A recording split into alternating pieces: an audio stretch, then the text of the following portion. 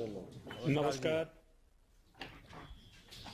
माननीय प्रधानमंत्री श्री नरेंद्र मोदी जी का हार्दिक स्वागत करते हैं। इस अवसर पर केंद्रीय कृषि एवं किसान कल्याण मंत्री श्री नरेंद्र सिंह तोमर जी से स्वागत भाषण हेतु अनुरोध करता हूं। सभी को नमस्कार। आज हम सबके मध्य विराजमान हमारे यशस्वी और लोकप्रिय प्रधानमंत्री माननीय श्री नरेंद्र मोदी जी, हमारे केंद्रीय मंत्रिपरिषद के सदस्य माननीय श्री रूपाला साहब, कृषि एवं किसान कल्याण मंत्रालय के राज्य मंत्री श्रीमान कैलाश चौधरी जी, बहन शोभा जी, इस कार्यक्रम में शिरकत कर रहे छत्तीसगढ़ के हमारे मुख्यमंत्री माननीय श्री भूपेश बघेल साहब, पूर्व मुख्यमंत्री डॉक्टर रमन सिंह जी, नेता प्रतिपक्ष हमारे छत्तीसगढ़ के और रायपुर के हमारे सांसद सुनील सोनी जी, और इस अवसर पर उपस्थित सेक्रेटरी डेयर, सेक्रेटरी एग्रीकल्चर, देश भर में कृषि से संबंधित संस्थान और कृषि विज्ञान केंद्र में जुड़े वैज्ञानिक गण और किसान भाइयों और बहनों, आज हम सबके लिए सौभाग्य की बात है कि आज़ादी के अमृत महोत्सव कार्यक्रमों के अंतर्गत जलवायु संरक्षण तकनीकों और पद्धतियों के लिए जो अभियान चलाया जा रहा है, उस अभियान के अंतर्गत आज हमारा मार्गदर्शन करने के लिए माननीय प्रधानमंत्री जी उपस्थित हैं। मैं हजारों किसानों की ओर से माननीय प्रधानमंत्री जी का हृदय से बहुत बहुत स्वागत करता हूं, बहुत बहुत इस अवसर पर अभिनंदन करना चाहता हूं। सारा देश इस बात का साक्षी है कि प्रधानमंत्री जी के नेतृत्व में कृषि एवं किसान कल्याण विभाग एक पक्ष है, लेकिन सरकार के जितने भी मंत्रालय हैं, उन सब मंत्रालयों में जब योजनाएं बनती हैं तो प्रधानमंत्री जी का ध्यान हमेशा पंडित दीनदयाल उपाध्याय जी के विचार पर केंद्रित रहता है और उनकी कोशिश रहती है कि छोटे से छोटे व्यक्ति के जीवन स्तर में कैसे बदलाव आए, इस पर योजना केंद्रित रहे और उसका लाभ छोटे व्यक्ति तक पहुंचे। इसी प्रकार से अगर हम देखेंगे तो कृषि के क्षेत्र में 86% छोटे किसान हैं। छोटे किसान लाभ की खेती कैसे कर सकें, यह मंशा हमेशा प्रधानमंत्री जी की गुजरात के मुख्यमंत्री रहते हुए भी रही है और आज प्रधानमंत्री रहते हुए भी लगातार उनकी कोशिश इस दिशा में रहती है। मैं ये कहूँ तो अतिशयोक्ति नहीं होगी, वो देश के प्रधान सेवक तो हैं ही, लेकिन छोटे किसान के भी प्रधान सेवक हैं, ऐसा सामान्य तौर पर किसान जगह जगह पर बोलते हैं।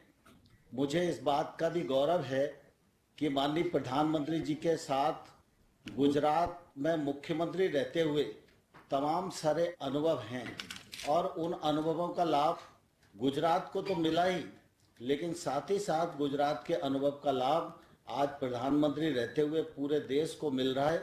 यह हम सब लोगों के लिए निश्चित रूप से गौरव की बात है। प्रधानमंत्री जी का हमेशा इस बात पर बल रहा कि किसान दया पर नहीं, किसान अपनी दम पर निर्भर रहना चाहिए और इसलिए किसान को इतना ताकतवर बनाओ कि वह स्वयं भी आत्मनिर्भर बने और आत्मनिर्भर भारत के निर्माण में उसका महत्वपूर्ण योगदान हो सके। मुझे ध्यान है जब माननीय प्रधानमंत्री जी गुजरात में थे, उस समय गुजरात पानी के अभाव वाला राज्य माना जाता था और उस समय गुजरात में बिजली का भी अभाव था। माननीय मुख्यमंत्री जी ने सरकार के योजनाओं के माध्यम से और अपने दृढ़ संकल्प के परिणाम स्वरूप नर्मदा जी के जल को कच्छ और सौराष्ट्र तक लाए। नहरीकरण, चेक डैमों के माध्यम से गांव-गांव में सिंचाई पहुंचाने का काम उन्होंने अभूतपूर्व तरीके से किया और बिजली जो एक तौर से असंभव दिखाई देती थी, मैं समझता हूं कि 24 घंटे फीडर सेपरेशन के माध्यम से सिंचाई के लिए भी और घरेलू निस्तार के लिए भी बिजली देने वाला कोई राज्य हिंदुस्तान में सबसे पहले 24 घंटे बिजली देने वाला राज्य बना तो वो राज्य गुजरात में मुख्यमंत्री मोदी जी के रहते हुए निश्चित रूप से गुजरात बना था। हम जानते हैं कि मानव के प्रति उनकी संवेदनशीलता है, गरीब के प्रति उनकी संवेदनशीलता है। पिछले दिनों जब कोविड का संकट आया, गरीब कल्याण योजना के माध्यम से 8 महीने तक 80 करोड़ लोगों को मुफ्त में राशन उपलब्ध कराना, यह निश्चित रूप से उनकी गरीबों के प्रति संवेदनशीलता को प्रदर्शित करता है। लेकिन गुजरात के मुख्यमंत्री रहते हुए गायों के जख्म पर मरहम लगाना और गायों के मोतियाबिंद के ऑपरेशन कराना, यह अपने आप में अद्भुत उदाहरण है। मैंने और किसी राज्य में इस प्रकार का उदाहरण नहीं देखा। पानी का अभाव था, नर्मदा जी का जल आया, चेक डैम बने, नहरीकरण हुआ, लेकिन इसके साथ साथ तकनीक और विज्ञान को भी प्रधानमंत्री जी ने प्राथमिकता दी, सूक्ष्म सिंचाई को अपनाया और उसके कारण गुजरात आज खेती के क्षेत्र में कीर्तिमान स्थापित कर रहा है। हम सब अच्छी तरह से जानते हैं, कच्छ एक ऐसा जिला था जिसमें रेत ही रेत था, वहाँ खेती होगी ये कोई सोच नहीं सकता था। लेकिन प्रधानमंत्री जी की दूरदर्शिता, विज्ञान और तकनीक, किसानों के परिश्रम के माध्यम से आज कच्छ जिला खेती के क्षेत्र में एक उत्कृष्ट जिले के रूप में काम कर रहा है। हम सब लोगों के लिए निश्चित रूप से यह गौरव की बात है। प्रधानमंत्री जी जब मुख्यमंत्री थे तो मुझे ध्यान है कि उस समय दुग्ध का उत्पादन तो गुजरात में था, लेकिन उनके कार्यकाल में उनकी दूरदृष्टि और प्रयत्नों के परिणाम स्वरूप दूध के उत्पादन को उन्होंने दोगुना किया।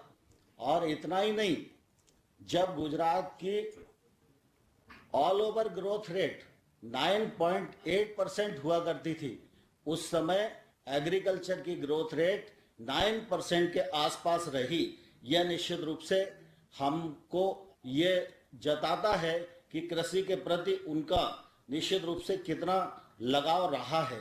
जलवायु परिवर्तन के इस दौर में प्रधानमंत्री जी देश में भी चिंतित हैं और दुनिया के प्रति भी जो भारत की प्रतिबद्धता होनी चाहिए, उस प्रतिबद्धता को भी निर्वहन करने के लिए वो पूरी तरह लालायत हैं।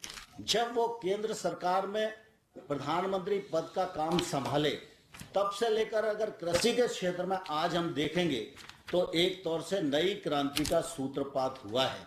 चाहे प्रधानमंत्री फसल बीमा योजना के माध्यम से 99,000 करोड़ रुपया किसानों को दावों के परिणाम स्वरूप देने का सवाल हो, चाहे पीएम किसान सम्मान निधि के माध्यम से 1,58,000 करोड़ रुपया किसानों को उनके खाते में उपलब्ध कराने का मामला हो, चाहे 10,000 एफपीओ बनाने के लिए 6,850 करोड़ रुपए की केंद्र प्रायोजित स्कीम बनाने का मामला हो, चाहे किसान रेल चलाने का मामला हो, चाहे इनाम मंडी के माध्यम से ट्रांसपेरेंसी सिद्ध करने का मामला हो, चाहे एमएसपी को लागत पर 50% मुनाफा जोड़कर घोषित करने का मामला हो, और चाहे इंफ्रास्ट्रक्चर के माध्यम से कृषि तथा कृषि से संबंधित पशुपालन हो, मत्स्य पालन हो, औषधि खेती हो,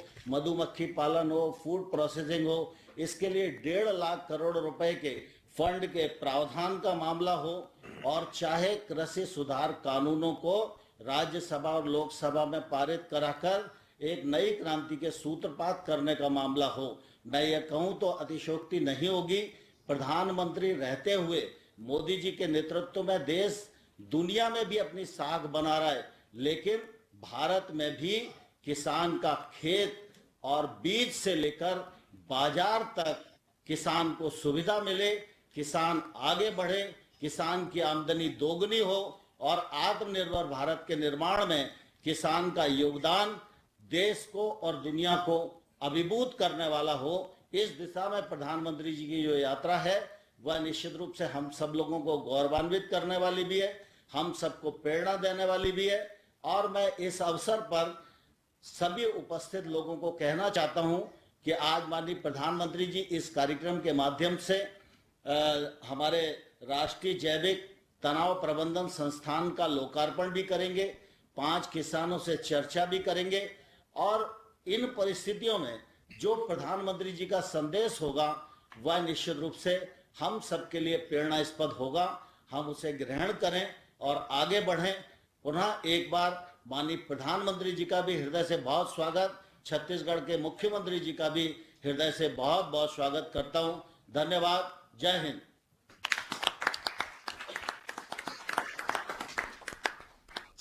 धन्यवाद महोदय। अब छत्तीसगढ़ के माननीय मुख्यमंत्री श्री भूपेश बाघेल जी से संबोधन हेतु आग्रह है। राष्ट्रीय जैविक स्ट्रेस प्रबंधन संस्थान नए परिसर के उद्घाटन के अवसर पर मैं माननीय प्रधानमंत्री जी, माननीय कृषि मंत्री भारत सरकार और देश के कृषि महाविद्यालयों के कुलपतियों, भारतीय कृषि अनुसंधान परिषद के समस्त अधिकारियों और देश के विभिन्न स्थानों से जुड़े कृषक बंधुओं वैज्ञानिकों का हार्दिक अभिनंदन करता हूं। इस वर्चुअल बैठक में हमारे छत्तीसगढ़ से कृषि मंत्री आदरणीय रविंद्र चौबे जी, नेता प्रतिपक्ष आदरणीय धरमलाल कौशिक जी, पूर्व मुख्यमंत्री डॉक्टर रमन सिंह जी और 6 राज्यों से जुड़े हुए सभी हमारे कृषि मंत्री का भी मैं स्वागत करता हूँ। आज national Institute of biotech stress management Raipur के नए परिसर का लोकार्पण माननीय प्रधानमंत्री द्वारा किया जा रहा है। इसके लिए मैं उन्हें धन्यवाद देता हूं। छत्तीसगढ़ में विश्व स्तरीय संस्थान की स्थापना की गई है जो फसलों के कीड़ों एवं बीमारियों का अध्ययन करेगा। आज जलवायु सहिष्णुता सहित विशेष गुण वाली 35 फसलों के किस्में भी राष्ट्र को समर्पित की। मैं स्वयं भी एक किसान हूं, इस नाते मैं आपकी तरफ से, अपनी तरफ से और छत्तीसगढ़ के सभी किसान भाइयों की तरफ से आपका आभार व्यक्त करता हूं। छत्तीसगढ़ के विधानसभा अध्यक्ष माननीय चरणदास महंत जी जब केंद्रीय कृषि राज्य मंत्री थे तब इस संस्थान की स्थापना की भूमिका तैयार हुई थी। हमारे लिए बहुत खुशी की बात है कि आज यह संस्थान नए परिसर के रूप में और भी विस्तारित हो रहा है। जलवायु सहिष्णुता तकनीकी एवं पद्धतियों के प्रचार प्रसार के लिए आज आपके द्वारा शुरू किए जा रहे जागरूकता अभियान में छत्तीसगढ़ की भी व्यापक भागीदारी होगी। मुझे इस बात की भी बेहद खुशी है कि भारतीय कृषि अनुसंधान परिषद के अंतर्गत छत्तीसगढ़ राज्य का एकमात्र विशिष्ट पौध संरक्षण का संस्थान है। इस संस्थान की स्थापना के लिए 50 हेक्टेयर की भूमि आवंटित की गई है। यह भी खुशी की बात है कि राष्ट्रीय जैविक स्ट्रेस प्रबंधन संस्थान में स्नातकोत्तर पाठ्यक्रम की शुरुआत हो रही है। मैं चाहूंगा स्नातक स्तर के पाठ्यक्रम भी संचालित किए जाएं। मुझे आशा है कि संस्थान में शोधार्थी छात्र भी पेड़ पौधों के रोग रोधी किस्मों के इजाद में अपना योगदान देंगे। यह संस्थान कृषि क्षेत्र को आगे बढ़ाने और किसानों की समृद्धि और खुशहाली का आधार बनेगा। आदरणीय कृषि मंत्री जी ने जो जलवायु परिवर्तन के बारे में जो चर्चा की, आज पूरे विश्व में जलवायु परिवर्तन को लेकर चिंतित है, देश भी, और इसका प्रभाव हमारे देश में और प्रदेश में भी पड़ा है। जलवायु परिवर्तन एक वैश्विक चुनौती लेकर आया है। इसे हम 2 भागों में बांटकर देख सकते हैं। पहला प्राकृतिक कारण, दूसरा विभिन्न प्रक्रमों से कार्बन उत्सर्जन। प्राकृतिक कारणों को लें तो देश में अलग अलग इलाकों में इसके अलग अलग प्रभाव हैं। मध्य भारत में स्थित छत्तीसगढ़ राज्य में इसकी चुनौतियां चौतरफा है। पहली है वर्षा काल के समय में और मात्रा में परिवर्तन। छत्तीसगढ़ में 2 दशक में औसतन प्रभावी बारिश 86 से घटकर 57 दिन रह गए हैं। 1250 मिलीमीटर से घटकर 900 और 1000 मिलीमीटर रह गया है।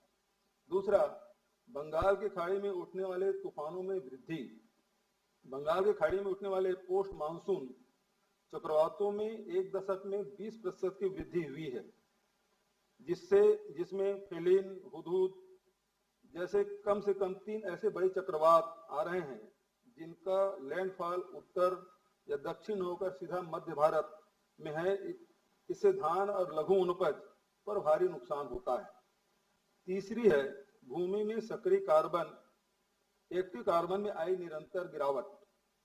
बढ़े हुए तापमान की वजह से खेतों में एक्टिव कार्बन का अपघटन हो रहा है, जिसमें 25 वर्षों में लगभग 25% कार्बन खेतों में कम हुआ है, जिससे उत्पादन के लिए ज्यादा रासायनिक उर्वरकों की पर निर्भरता बढ़ी है। मुख्य फसल में होने वाले कीटों और फसल पेस्टिसाइड में वृद्धि। गर्मी की वजह से कीट जैसे भूरा माहू, तना छेदक अपने 2-2 साइकिल पूरा कर रहे हैं, जिससे पेस्टिसाइड ज्यादा लग रहा है। आदरणीय प्रधानमंत्री जी, मैं कहना चाहूंगा कि इन दोनों दो आयाम हैं। पहला फॉसिल फ्यूल, और चाहे पेट्रोल डीजल से कार्बन उत्सर्जन हो या बिजली बनाने वाले थर्मल पावर से हाउस से चिमनियों का प्रदूषण, इससे निश्चित रूप से प्रदूषण बढ़ा है, तापमान बढ़ा है, और इसके लिए बहुत जरूरी है कि जलवायु परिवर्तन का अध्ययन व्यापक पैमाने पर होना चाहिए और उससे प्रभाव पड़ने वाले कृषि और वनों पर जो प्रभाव पड़ रहा है उसका अध्ययन किया जाए, और इस दिशा में छत्तीसगढ़ सरकार लगातार काम कर रहे हैं। आदरणीय प्रधानमंत्री जी, इस अवसर पर सरगुजा जिले से बतौली विकासखंड के ग्राम बासाझाल में 15 स्व सहायता समूह की महिलाएं प्रसिद्ध सुगंधित धान जीरा फूल का उत्पादन कर मिलिंग करती हैं। महिलाओं द्वारा उत्पादित जीरा फूल चावल को जीआई टैग भी प्राप्त हो चुका है, जिससे इसकी लोकप्रियता और विपणन में बढ़ोतरी हुई है। राज्य में लघु धान्य फसलें मिलेट के उत्पादन को भी बढ़ावा देने के लिए छत्तीसगढ़ मिशन मिलेट शुरू किया गया है। कोदो, कुटकी और रागी के समर्थन मूल्य पर खरीदी की व्यवस्था के साथ इसके वैल्यू एडिशन के लिए भी प्रोसेसिंग यूनिट स्थापित की जा रही है।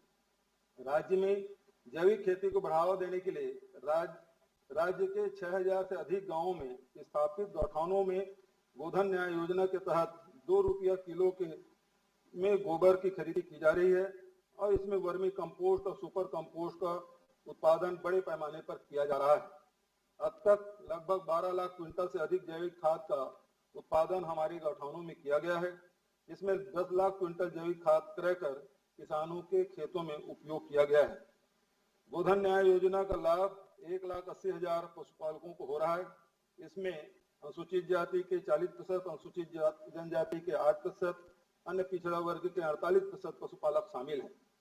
अन्य माननीय मुख्यमंत्री प्रधानमंत्री जी, अब पशुपालक को अभी तक के हम लोग 102 करोड़ 54 लाख रुपए का भुगतान कर चुके हैं।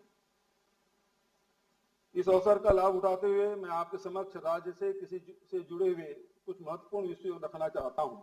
छत्तीसगढ़ के द्वारा केंद्र सरकार की पीडीएस योजना के अंतर्गत धान की खरीदी की जाती है, जिसमें हुए MOU के अनुसार समस्त सरप्लस चावल का उपार्जन भारत सरकार के द्वारा किया जाना है। छत्तीसगढ़ सरकार द्वारा केंद्र सरकार की गाइडलाइन का पूर्णतः पालन किया जा रहा है। राज्य सरकार द्वारा राजीव गांधी किसान न्याय योजना के तहत किसानों के फसलों में इनपुट सब्सिडी दी जाती है। भारत सरकार के सुझावों के अनुरूप अब इस योजना को क्रॉप न्यूट्रल करते हुए खरीफ के सभी फसलों को शामिल कर लिया गया है। साथ ही इस योजना में वृक्षारोपण के लिए भी इनपुट सब्सिडी दी जा रही है। खरीफ वर्ष 2021-22 के लिए केंद्रीय पूल अंतर्गत भारतीय खाद्य निगम में केवल 24 लाख टन अरवा चावल लेने की अनुमति है, जबकि समस्त सरप्लस चावल लगभग 47 लाख मीट्रिक टन लेने का अनुरोध है। छत्तीसगढ़ राज्य में समर्थन मूल्य पर उपार्जित धान की कुछ ऐसी किस्में हैं जिनके अरवा मिलिंग नहीं होती, अतः इसके निराकरण के लिए राज्य को उसना मिलिंग अरवा चावल के सरप्लस मात्रा के साथ साथ 23 लाख टन उसना चावल भी भारतीय खाद्य निगम के लिए करने का अनुरोध है। भारत सरकार समस्त सरकारी स्तर पर लंबित खाद्य सब्सिडी के कुल 3631.57 करोड़ में से 19-20 में 1024.79 करोड़ की दावा राशि अपेक्षित है, जिसे खाद्य मंत्रालय जल्द जारी करने का आग्रह है। छत्तीसगढ़ में प्रतिवर्ष उपलब्ध सरप्लस 6 लाख टन धान से इथेनॉल उत्पादन की अनुमति प्रदान करने के लिए पेट्रोलियम एवं प्राकृतिक गैस मंत्रालय को निर्देशित करने का कष्ट करेंगे। छत्तीसगढ़ को राष्ट्रीय जैविक स्ट्रेस प्रबंधन संस्थान की सौगात देने के लिए आपको धन्यवाद। साथ ही एक और जानकारी आपके माध्यम से पूरे देश को देना चाहूंगा। जहां हम लोगों ने गौठानों से गोबर खरीदने की व्यवस्था की है, उससे वर्मी कंपोस्ट और सुपर कंपोस्ट बना रहे हैं। अब हम लोग गोबर से बिजली उत्पादन की दिशा में बढ़ रहे हैं।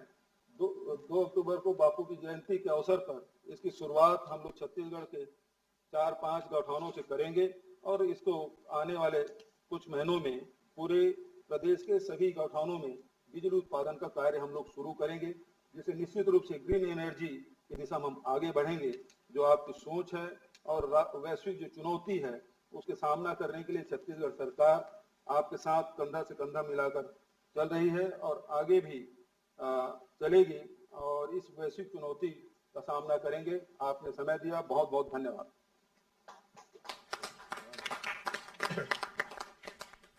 धन्यवाद महोदय।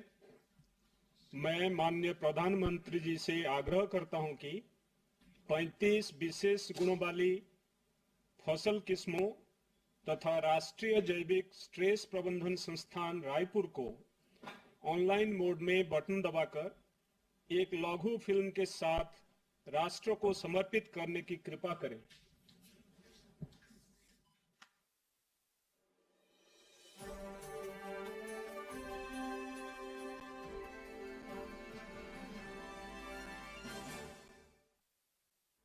अन्नदाता की समृद्धि और आत्मनिर्भर भारत में उनकी अहम भागीदारी सुनिश्चित करने के लिए प्रधानमंत्री श्री नरेंद्र मोदी जी के दूरदर्शी नेतृत्व में लगातार प्रयास किए जा रहे हैं। नरेंद्र मोदी जी की 20 वर्षों की सेवा यात्रा किसानी और गांव गरीब के बेहतरी के लिए समर्पित रही है। उनके नेतृत्व में राज्य एवं राष्ट्रीय स्तर पर कृषि को आधुनिक बनाने के लिए अभूतपूर्व प्रयास किए गए हैं। जैविक खेती, सिंचाई, फसल बीमा, कृषि सुधार कानून जैसे सभी कदम इस बात की मिसाल है। इस कड़ी में शामिल है उच्च गुणवत्ता और पोषण वाली बायो फोर्टिफाइड किस्मों एवं बदलती जलवायु के अनुरूप नवीनतम कृषि तकनीकों का विकास। इस वर्ष उच्च पोषक तत्वों से भरपूर रोगरोधी तथा जलवायु अनुकूल 35 किस्मों का विकास किया गया है, जैसे कि सूखा प्रभावित क्षेत्रों के लिए चने की किस्म, साथ ही अरहर एवं सोयाबीन की कम अवधि में पकने वाली रोगरोधी किस्मों का विकास किया गया है।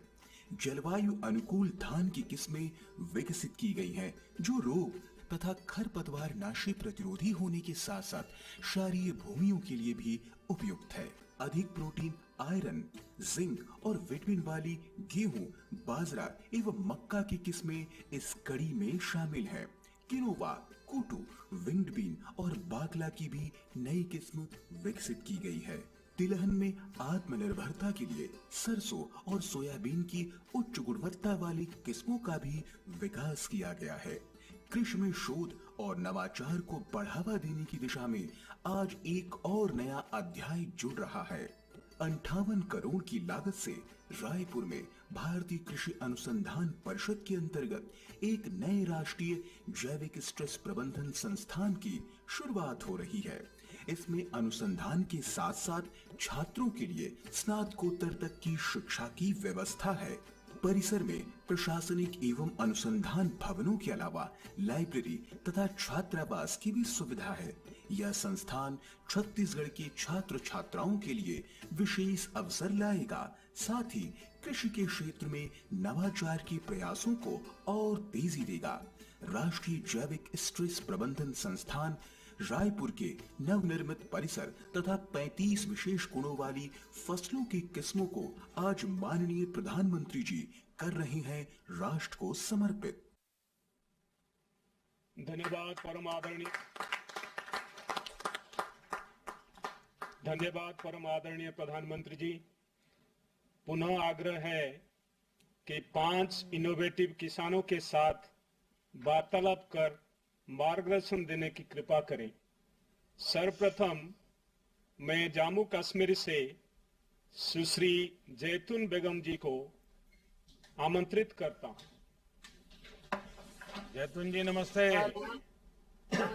नमस्ते नमस्ते। आप बैठिए बैठिए जैतून जी। जैतून बेगम जी, आपको मेरा नमस्कार। और मैं आपसे सुनना चाहूंगा आपके बारे में पहले तो। सर, मैं जैतून बेगम, डिस्ट्रिक्ट गांदरबल,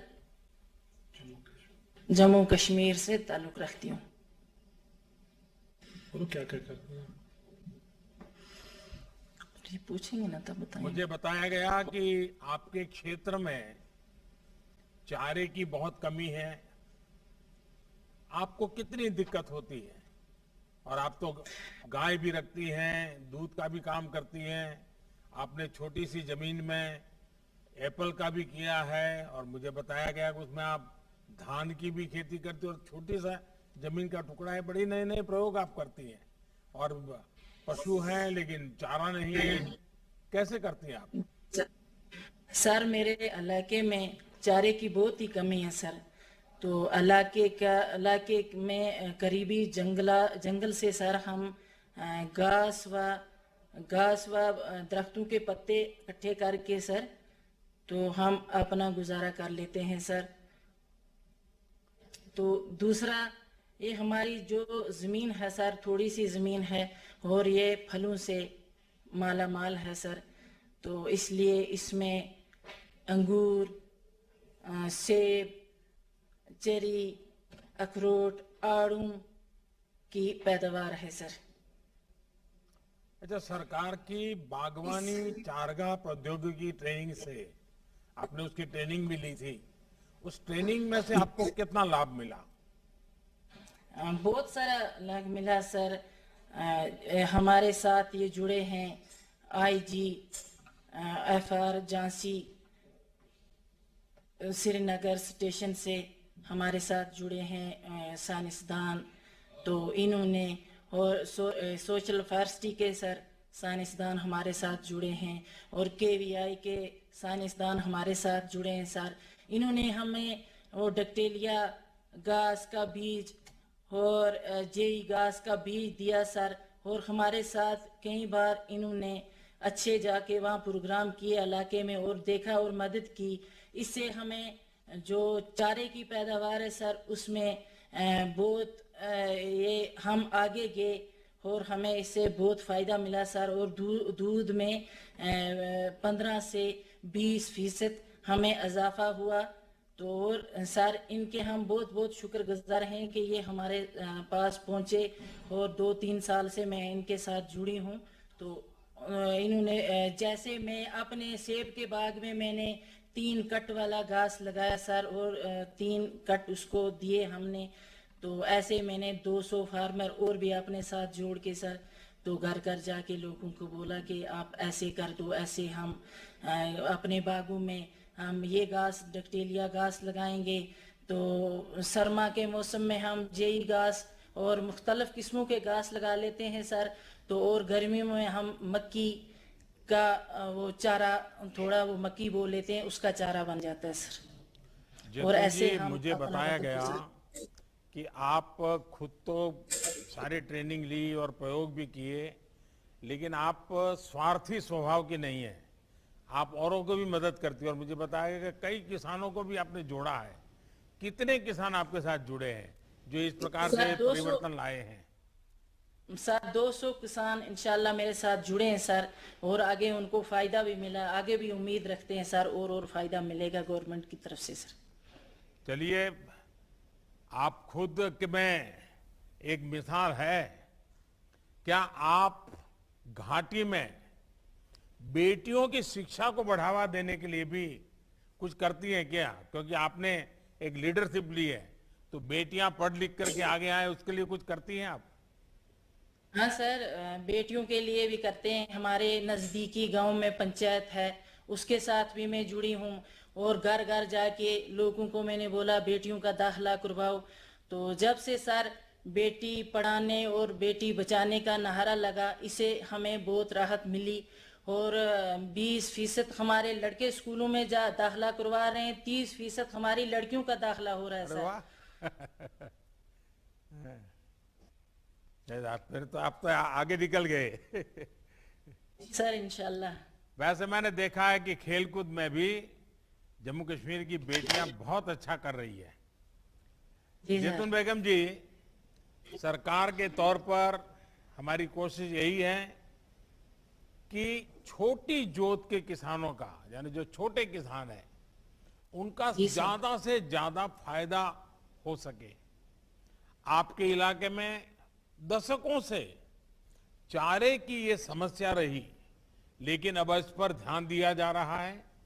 हमारे लिए किसान की छोटी से छोटी जरूरत भी एक बहुत बड़ी प्राथमिकता है।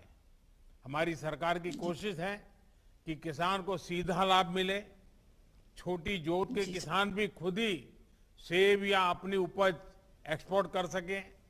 उनकी मेहनत का पूरा फायदा बिना किसी बिचौलिए के उन्हें ही हो। जैतून जी, आपको मेरी तरफ से बहुत बधाई, और आपके सभी जो 200-300 किसान आपके साथ जुड़े हैं उनको भी मेरी तरफ से बहुत बहुत बधाई। जी सर। सर एक मेरी थोड़ी सी और अर्ज है सर जी। हमारे जहाँ ये हमें एसटी गांव से सर बलान कर रखती हूँ, तो सर उसमें हमारे पहाड़ी लोग भी हैं सर। तो हमें जो भी मिला सर तो एसटीओ को मिला, पहाड़ी उससे भी गरीब हैं सर। एक मेरी अर्ज नहीं, है सर आपने मैं आपका बहुत आभारी हूँ, और बहुत, क्योंकि मैं तो कश्मीर में काफी समय काम किया है, तो मैं जानता हूँ हमारे पहाड़ी भाइयों को कितनी तकलीफ है। उसी प्रकार से सर एक बात बकरवाल गुजर लोगों को क्या तकलीफ है, इससे भी मैं परिचित हूँ। लेकिन आपने ध्यान आकर्षित किया, मैं जरूर एलजी साहब को बताऊंगा, और मैं इस विषय में जरूर कुछ न कुछ कोशिश करूंगा। बहुत बहुत धन्यवाद जी। सर एक आइए कुलवंत सिंह जी से बात करते हैं। प्रधानमंत्री जी नमस्कार। कुलवंत सिंह जी नमस्ते। मेरा नाम कुलवंत सिंह, गांव जलालपुर करीरा। आप बैठिए कुलवंत जी, बैठिए कुलवंत जी, बैठिए। हाँ। तहसील शिकारपुर, जिला बुलंदशहर, उत्तर प्रदेश का निवासी हूं। सर, मैं भारतीय कृषि पूषा अनुसंधान संस्थान के कृषि सहभागिता बीज उत्पादन प्रोग्राम से मैं जुड़ा हुआ हूं। उसके लिए 15-16 जिनसों के मैं बीज पैदा कर रहा हूं। मैं अकेला ही नहीं, उसमें बहुत सारे किसान हैं।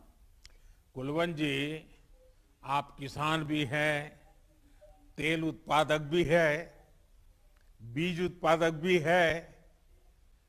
अपनी इस पूरी यात्रा के बारे में ये जरूर देश सुनना चाहेगा कि ये सब कैसे आप इतना सारी चीजें कर सकते हैं। सर, अकेला संभव नहीं है। ये एक तरह से एक पहले ग्रुप बनाया, फिर उसके बाद एक कंपनी बनाई, और कंपनी में हम लगभग 20 लोग सदस्य हैं। उनके द्वारा सहायक में जो लगभग 200 किसान ये बीज उत्पादन कर रहे हैं। पूषा संस्थान द्वारा जो तेल का जो कार्यक्रम है, वो एक उच्च गुणवत्ता वाली 2 वैरायटी संस्थान ने दी, PM30 और PM31। इनका हमने तेल निकलवाया, और ये कनोला ऑयल क्वालिटी का तेल है। जो उसमें पिलवाने के बाद जो हमें बाजार मूल्य है, वो लगभग 1 किलो पे 30 से 40 रुपए प्रति किलो फालतू मिलता है। स्वास्थ्य के लिए अच्छा है। और ये सभी ज्यादातर 200 किसानों ने नहीं, लगभग 30 से 40 किसानों ने ये तेल बीज का उत्पादन करा। उत्पादन करने के बाद तेल निकाला, और फिर उसको हमने बिक्री शुरू करा। ये सरसों का जो सामान्य तेल पहले हम जो उपयोग करते थे और आप जो कर रहे हैं, सामान्य फर्क क्या है? अगर मेरे जैसे व्यक्ति को समझना है तो फर्क क्या है? ये जैसे साइंटिस्टों द्वारा बताई हुई जानकारी ये है जी, जो स्वास्थ्य के मानकों पे अगर हम चिकनाई देखें तो भारत में कोई भी चिकनाई स्वास्थ्य के मानकों पे पास नहीं है। अगर उसे जनरली लोकल भाषा में समझे, जैसे हार्ट पेशेंट वालों को लिए या कोलेस्ट्रॉल जिनका बढ़ रहा है, उनके लिए चिकनाई के लिए मना कर दिया जाता है कि आप चिकनाई बिल्कुल नहीं खाएंगे। तो इसका अगर हम प्रयोग करते हैं तो इस प्रकार की कोई समस्या नहीं है, ना ही उसका कोलेस्ट्रॉल बढ़ेगा। देखिए, आप पूषा संस्थान के साथ मिलकर बीज उत्पादन भी करते हैं, साइंटिस्टों के मार्गदर्शन में आप काम करते हैं। ये बीज उत्पादन एक प्रकार से किसान को सीधा लाभ पहुंचाने में ज्यादा देर लगती है, लेकिन इससे आपको क्या लाभ हुआ?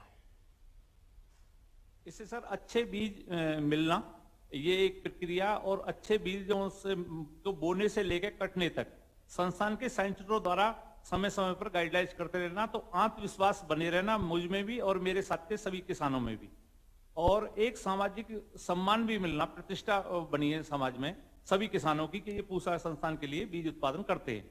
तो उससे जो देखने से दूसरे किसान भी प्रेरित होते हैं जी, और वो दूसरे बीज भी नहीं, किसान आप करते हैं बीज। पूसा के साथ जुड़ गए, वैज्ञानिकों से जुड़ गए, आपके अपने अनुभव अच्छे होंगे और किसानों का भी मन करता है पूसा के और वैज्ञानिक पद्धतियों से जुड़ने का मन करता है उनका। नहीं, हर साल बढ़ रहे हैं सर किसान, हर साल किसान उस प्रक्रिया को देख के बढ़ रहे हैं और जुड़ते चले जा रहे हैं सर। आपने सरसों के तेल के लिए खेत से बाजार तक एक पूरी चेन विकसित की है जी। आपको इसमें शुरू में तो जरा ये कठिन काम है, इतना सारा बीज से बाजार तक चीजों को ले जाना, तो आपको कहीं न कहीं मदद की जरूरत पड़ी होगी। तो सरकार की तरफ से आपको सहायता मिलती रही है, उसमें क्या आपका अनुभव है? नहीं, सरकार की तरफ से समय समय पर सहायता भी मिली है और तकनीकी ज्ञान भी, वो चाहे संस्थान हो, चाहे हमारा कृषि विज्ञान केंद्र हो, और चाहे कृषि अधिकारी हो जिले लेवल पर, उन्होंने भी सबने गाइड करा है और उस गाइड का हमने लाभ मिला है सभी किसानों को। कुलवंत जी, आप उदाहरण है कि जब एक किसान अपनी ही फसल को प्रोसेस करके उसे बाजार में उतारता है, वैल्यू एडिशन करता है, तो इसका कितना लाभ होता है। पिछले 7 साल में सरकार की कोशिश रही है कि किसानों के लिए बीज से बाजार तक की ऐसी व्यवस्था स्थापित की जाए जिससे किसान के श्रम का पूरा सम्मान हो। इसके लिए सॉइल हेल्थ कार्ड, उन्नत बीज, सिंचाई की तमाम परियोजनाएं, यूरिया की उपलब्धता, ऑर्गेनिक खेती, फर्टिलाइजर की उपलब्धता, एमएसपी पर रिकॉर्ड खरीद और वैश्विक बाजारों की व्यवस्था जैसे अनेक प्रयास लगातार चलते रहे हैं। आप जैसे जागरूक किसान इसका फायदा भी ले रहे हैं और आप और किसानों को भी जोड़ रहे हैं। अच्छी बात यह है कि आप लगातार और किसानों को जोड़ करके एक पूरे माहौल को बदल रहे हैं। मेरी तरफ से आपको बहुत बहुत बधाई और आपके साथ जुड़े हुए बाकी सब किसानों से भी मेरी बहुत बहुत बधाई। आइए अब हम चलते हैं गोवा। श्रीमती दर्शना जी से बात करेंगे। दर्शना जी पेडनेकर जी। माननीय दर्शना जी प्रणाम। आप बैठिए, आप बैठिए। नमस्कार सर। नमस्कार सर। दर्शना जी, आपके पास कितनी जमीन है और आप उस पर क्या खेती करती हैं? 4 एकर है सर। आणि काय काय शेती करता? भात लायता, कलिंगण, मिरची, कांदा, चवळी, सगळी भाजी भी, लाल भाजी, मुळा, वाल सगळे। इनके पास 4 एकड़ जमीन है, उसके ऊपर वो धान की खेती करती है, इसके साथ वो तरबूज की खेती, चौराई खेती, सब्जियों में टमाटर, मिर्ची जैसी खेती करती हैं। आपने आधुनिक खेती को अपना लिया है। आप पोल्ट्री के बिजनेस और जैविक खाद बनाने से भी जुड़ी है। इतने सारे काम करने में एक तो आपको ये विचार कहां से आया, आपको किस किस प्रकार से मदद मिली, सरकार की तरफ से भी कोई मदद मिली क्या? तुम्ही जे शेती करताय त्याशिवाय पोल्ट्री पण करताय, त्याशिवाय वर्मी कंपोस्टिंग पण करतायत, ह्याची माहिती तुम्हाला कुठून मिळाली आणि तुम्हाला सरकारकडून काय काय मदत मिळाली? सरकार कसं आमकां मदत सगळे बिया मेळटा, सगळे आयसीआरांसून कंपोस्टा गायन हे केलेले आसा, कोंबडी आसा, म्हजे कडेन गाय आसा, म्हशी आहा, ते कंपोस्ट सगळे करून हांव शेताक घालता आणि म्हणजे तेचेर पीक वाडयता जास्त करून। तेचेर पीक भरपूर येता। इनको जो है ट्रेनिंग आईसीआर से मिली है। इसके ट्रेनिंग लेने के बाद ये जो है वर्मी कंपोस्ट करती हैं। इसके सिवा इनके पास 50 बर्ड्स है, पोल्ट्री बर्ड्स है। इसके सिवा इनके पास 3 भैंस है, 2 गाय हैं और ये सब जो है वो केवीके के मार्गदर्शन के अंदर खेती करती हैं, ऐसे ये बोल रही हैं। अच्छा, मुझे बताया गया कि आप नारियल को प्रोसेस कर अलग अलग प्रोडक्ट भी बनाती हैं। एक तो मैं जानना चाहूंगा ये नारियल में से आप क्या बनाती हैं और इससे आपको क्या लाभ हो रहा है? आप तुम्ही नारळामध्ये काय काय करता तेच सांगा. नारळ पयलीं सर आमकां खूब जायतले आनी तेतूर आतां आमकां मार्केटींग जायना म्हणून आमी ते सुकयता आनी तेल काडटा आनी 300 रुपयान आमी लिटर विकता, बाटली 1 लिटर. तेतूर आमकां फायदो भरपूर आसा. सर ये कह रही हैं कि पहले नारियल का उत्पन्न इनके पास अच्छा है. पहले जो है लॉकडाउन से पहले इनको नारियल का भाव बहुत अच्छा मिलता था, लेकिन लॉकडाउन के कारण, टूरिस्ट ना आने के कारण इनको नारियल का भाव नहीं मिल रहा है. इसलिए इन्होंने नारियल को सुखाया, उनका तेल निकाला और 300 रुपए लीटर से वो तेल बेच रही हैं और ये बॉटल्स है उनकी. तो पहले से इससे ज्यादा फायदा हो रहा है. लॉकडाउन आपके फायदे में गया. नाही फायदा हो फायदा होत आहे. फायदा असा सर आमकां खूप फायदा असा. वो कह रही हैं कि बहुत फायदा है इससे. अच्छा, आपको जो किसान सम्मान निधि भेजते हैं और छोटे किसानों के लिए तो बहुत काम आता है, वो आपको रेगुलरली आपके खाते में जमा होता है जब भी हमने भेजा है? जैसे अभी हमारे कृषि मंत्री जी बता रहे थे कि करीब 1.5 लाख करोड़ से ज्यादा रकम किसानों के खाते में सीधी पहुंचाई है. आपको पहुंचती है वो? तुम्हाला किसान सम्मान निधी भेटली आहे का? हो भेटलेली आहे सर नारळ. सर इन्हें टाइमली किसान सम्मान निधि मिल गई है. अच्छा, इस सम्मान निधि से आपकी मदद होती है? आपको फायदा होता है, लाभ होता है? हो सर फायदा होता है, जास्त फायदा होता है. बहुत फायदा होता है सर. बहुत फायदा होता है. दर्शना जी, आप इस बात का स्वयं में एक प्रतीक है कि हमारे देश की महिला किसान जब कुछ ठान ले तो इसे कोई नहीं रोक सकता. काय तुम्हाला मराठी करावं लागतं का? मराठी येते सर. स्वतः सर ट्रॅक्टर चालवते मी शेतात आणि बी पण मी पेरते सगळं आणि मुलं पण माझी चांगली आहे, शेतात काम करता. मिस्टर पण माझे बँक ऑफ इंडियामध्ये कामाला होते, ते पण मला हेल्प करतात सकाळी. आता रिटायर झालेले आहे. मी स्वतः सगळं काम करून शेतात परराला आमचं घर आहे, तिथं आम्ही दरवर्षी कलिंगड लावत आहे. भरपूर पीक येत आहे कलिंगडाचं आणि आयसीआरपासून आम्हाला भरपूर बिया पण देत आहेत आता. आणि पीक वाढवणं पहिली आम्हाला कमी यायचं, आता भरपूर येतं पीक. म्हणजे स्वतः मी कलंगूटमध्ये बसून हे करते, विक्री करते बाजारात. आणि घरात मी स्वतः शेतात काम करून, एवढं काम असं मी शेतात काम करून माझ्या मुलांना 3 घरं बांधलेली आहेत आणि रस्ता पण बनवलेला आहे. रस्ता नव्हता मला, पण तो पण बनवलेला आहे रस्ता. स्वतः शेतात काम करून. आणि मला शेतात काम करायला खूप म्हणजे अशी आवड आहे, लहानपणापासूनच आवड आहे. माझ्या बापाबरोबर मी, वडिलाबरोबर मी काम करत होती शेतात भरपूर पहिली. म्हणजे वडिलाकडूनच मी शिकली काम सगळं शेतात. शिकायची, शाळेत जायची आणि येऊन मग घरात काम करायची आणि शेतात जाऊन काम करायची. म्हणजे अभ्यासही करायची आणि कामही करायची शेतात. सर ये कह रही है कि ये बचपन से ही खेती कर रही हैं. अपने पापा के से ही इन्होंने खेती सीखी है. स्कूल से ही ये खेती करती आ रही है और खेती कर करके ही इन्होंने अपने बच्चों को बड़ा किया है. 3 घर बनाया है. घर को जाने के लिए रास्ता नहीं था, वो भी बनाया है. खुद जाके कलंगुट के मार्केट में ये अपनी सब उत्पादन बेचती हैं और इससे इनको बहुत अच्छा मुनाफा मिल रहा है. ये खुद ट्रैक्टर भी चलाती है और हर खेत का काम खुद करती हैं. आप खेती भी करती है, ट्रैक्टर भी चलाती है, नारियल को भी प्रोसेस करती हैं, रास्ता भी बना देती है, आप पोल्ट्री का भी काम करती हैं. पीएम किसान निधि से लेकर बाजार की व्यवस्था तक, जीआई टैक्स से लेकर किसान रेल तक और किसान कानूनों से लेकर के एमएसपी तक आप देखती हैं कि भारत सरकार की लगातार कोशिश है. और हमारे गोवा के मुख्यमंत्री जी भी बहुत सक्रिय रहते हैं, किसानों के विकास के लिए काफ़ी कुछ करते रहते हैं और इससे कारण आपको काफ़ी लाभ भी हो रहा है.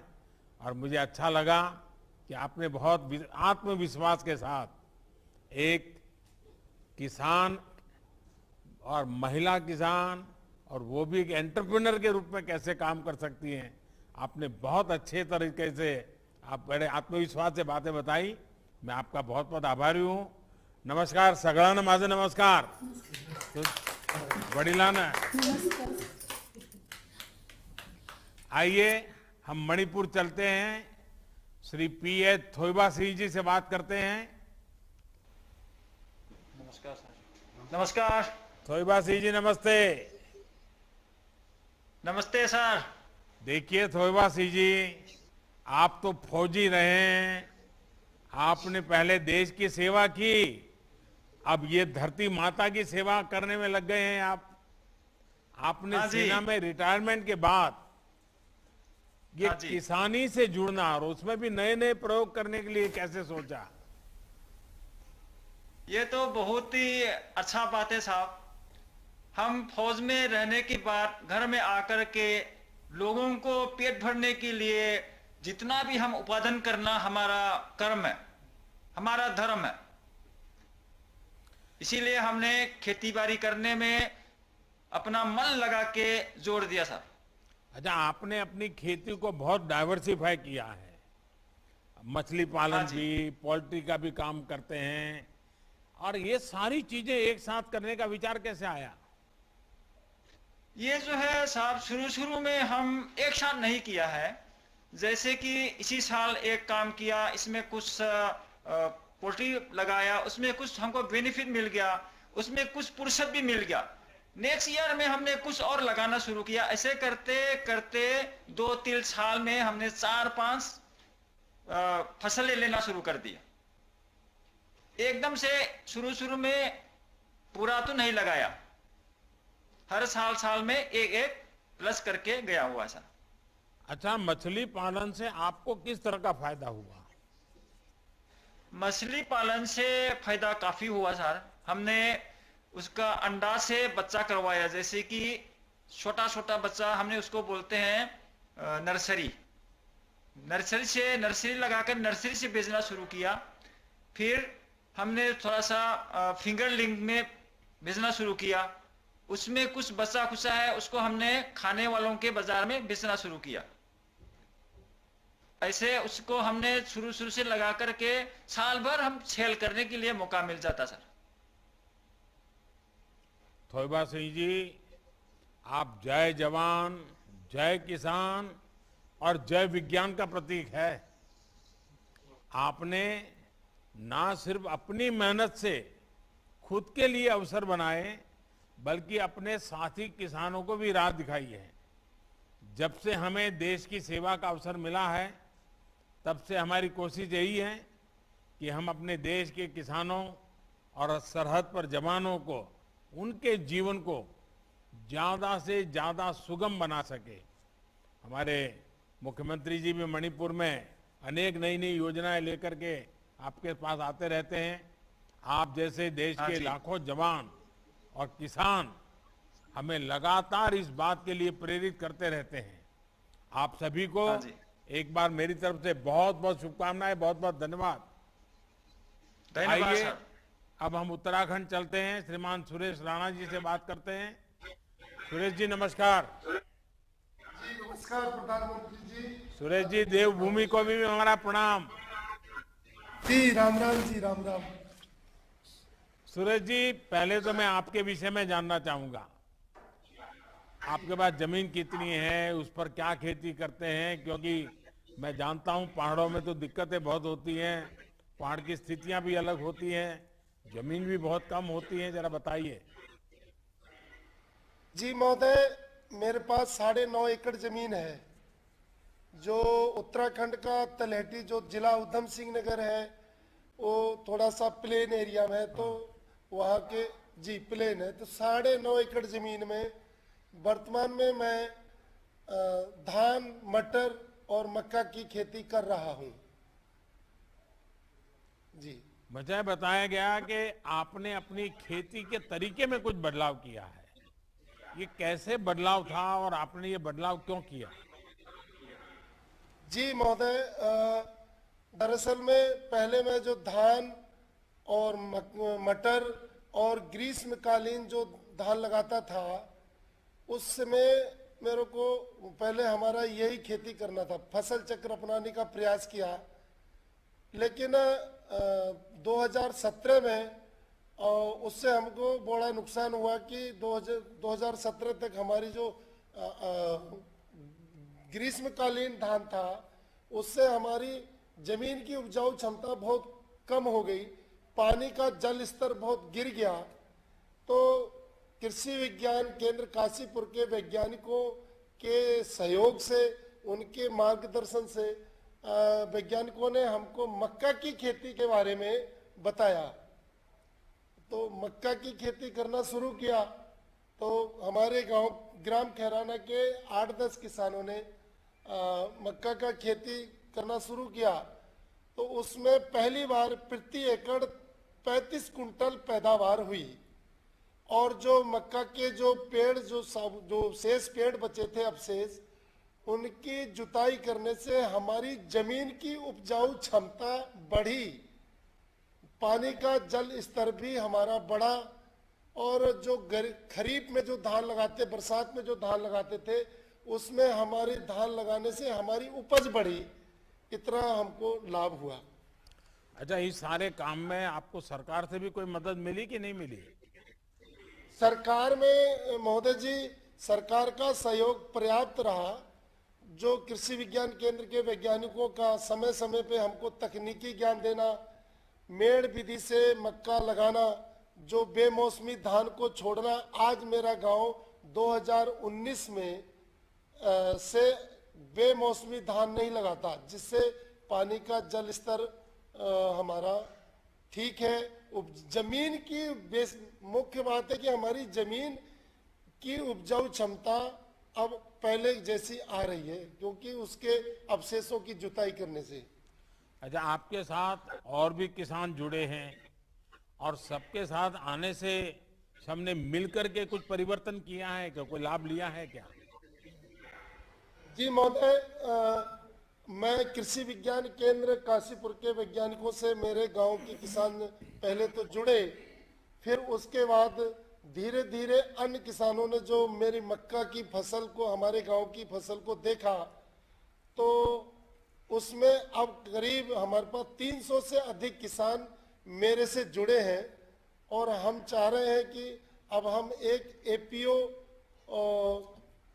का जो संगठन हो जाए, एपीओ खोलें, ऐसा अपनी प्रयास है। देखिए, किसान जब मिलकर काम करते हैं तो बहुत फायदा होता है। हमारी सरकार की कोशिश है कि वो अपने किसानों का ज्यादा से ज्यादा संसाधन पहुंचा पाए, जिससे वो स्थानीय स्तर पर भी अपनी जरूरतों के हिसाब से इंफ्रास्ट्रक्चर विकसित कर सके। हमारे देश का किसान जो मिट्टी से सोना उगाता है, उसे संसाधन मिल जाए तो क्या कुछ नहीं कर सकता है। हमारा प्रयास है कि देश के हर गांव में किसानों की मदद से उनकी जरूरत का इंफ्रास्ट्रक्चर विकसित हो। हम इसी कोशिश में लगातार लगे हैं। मेरी उत्तराखंड के सभी किसानों को भी बहुत बहुत शुभकामनाएं। मुझे बहुत अच्छा लगा आपके सारे विचार सुन करके। बहुत बहुत धन्यवाद आपका।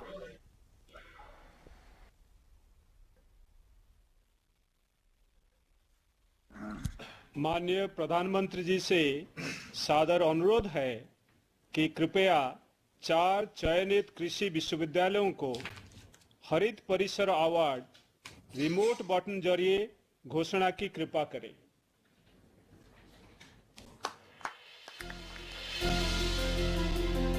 माननीय प्रधानमंत्री नरेंद्र मोदी जी के विजन के साथ देश ने जब लिया स्वच्छता का संकल्प, तो जन भागीदारी के इस महाअभियान से देश के हर गांव, हर शहर को मिली नई पहचान।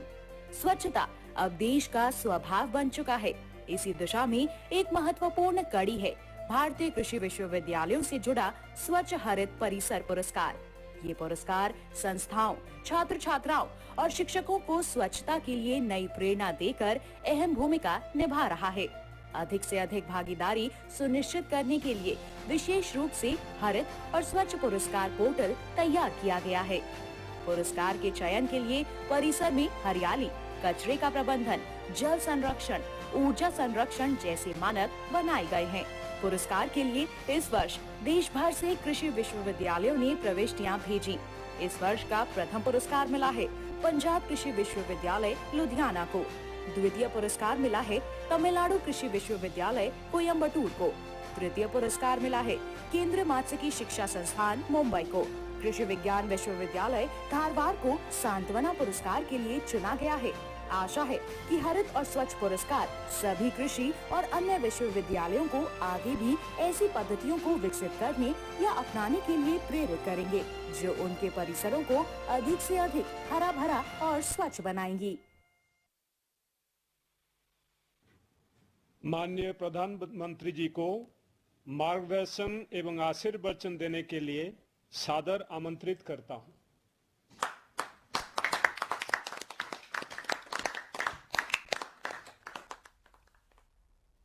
नमस्कार जी। केंद्रीय कृषि एवं किसान कल्याण मंत्री श्रीमान नरेंद्र सिंह तोमर जी, छत्तीसगढ़ के मुख्यमंत्री श्रीमान भूपेश बघेल जी, मंत्रिमंडल के मेरे अन्य सहयोगी श्री पुरुषोत्तम रूपाला जी, श्री कैलाश चौधरी जी, बहन शोभा जी, छत्तीसगढ़ के पूर्व मुख्यमंत्री श्री रमन सिंह जी, नेता विपक्ष श्री धर्मपाल कौशिक जी, कृषि शिक्षा से जुड़े सभी वाइस चांसलर, डायरेक्टर्स, वैज्ञानिक साथी और मेरे प्यारे किसान भाइयों और बहनों, हमारे यहां उत्तर भारत में गाग और भडूरी की कृषि संबंधी कहावतें बहुत लोकप्रिय रही हैं। गाग ने आज से कई शताब्दी पहले कहा था, जेते गहरा जोते खेत, परे बीज फल देते देत, यानी खेत की जुताई जितनी गहरी की जाती है, बीज बोने पर उपज भी उतनी ही अधिक होती है। ये कहावतें भारत की कृषि के सैकड़ों साल पुराने अनुभवों के बाद बनी है। ये बताती हैं कि भारतीय कृषि हमेशा से कितनी वैज्ञानिक रही है। कृषि और विज्ञान के इस तालमेल का निरंतर बढ़ते रहना 21वीं सदी के भारत के लिए बहुत जरूरी है। आज इसी से जुड़ा एक और अहम कदम उठाया जा रहा है। हमारे देश के आधुनिक सोच वाले किसानों को ये समर्पित की जा रहा है और छोटे छोटे किसानों की जिंदगी में बदलाव की आशा के साथ ये बहुत बड़ी सौगात आज मैं मेरे देश के कोटि कोटि किसानों के चरणों में समर्पित कर रहा हूं। अलग अलग फसलों की 35 नई वैरायटीज आज जारी हुई हैं। आज रायपुर में National Institute of Biotic Stress Management का लोकार्पण भी हुआ है। 4 एग्रीकल्चर यूनिवर्सिटीज को ग्रीन कैंपस अवार्ड भी दिए गए हैं। मैं आप सभी को, देश के किसानों को, कृषि वैज्ञानिकों को बहुत बहुत बधाई देता हूं। साथियों, बीते 6-7 सालों में साइंस और टेक्नोलॉजी को खेती से जुड़ी चुनौतियों के समाधान के लिए प्राथमिकता के आधार पर उपयोग किया जा रहा है। विशेष रूप से बदलते हुए मौसम में नई परिस्थितियों के अनुकूल अधिक पोषण युक्त बीजों, इस पर हमारा फोकस बहुत अधिक है। हाल के वर्षों में अलग अलग फसलों की ऐसी 1300 से अधिक सीड वैरायटी, बीज की विविधताएं तैयार की गई हैं। इसी श्रृंखला में आज 35 और क्रॉप वैरायटीज देश के किसानों के चरणों में समर्पित की जा रही है। ये क्रॉप वैरायटीज, ये बीज जलवायु परिवर्तन के प्रभाव से खेती की सुरक्षा करने और कुपोषण मुक्त भारत के अभियान में बहुत सहायक होने वाला ये हमारे वैज्ञानिकों की खोज का परिणाम है। ये नई वैरायटीज मौसम की कई तरह की चुनौतियों से निपटने में सक्षम तो है ही, इनमें पौष्टिक तत्व भी ज्यादा है। इनमें से कुछ वैरायटी कम पानी वाले क्षेत्रों के लिए है, कुछ क्रॉप गंभीर रोगों से सुरक्षित है, कुछ जल्दी तैयार हो जाने वाली है, कुछ खारे पानी में भी हो सकती है। यानी देश की अलग अलग परिस्थितियों को ध्यान में रखते हुए इन्हें तैयार किया गया है।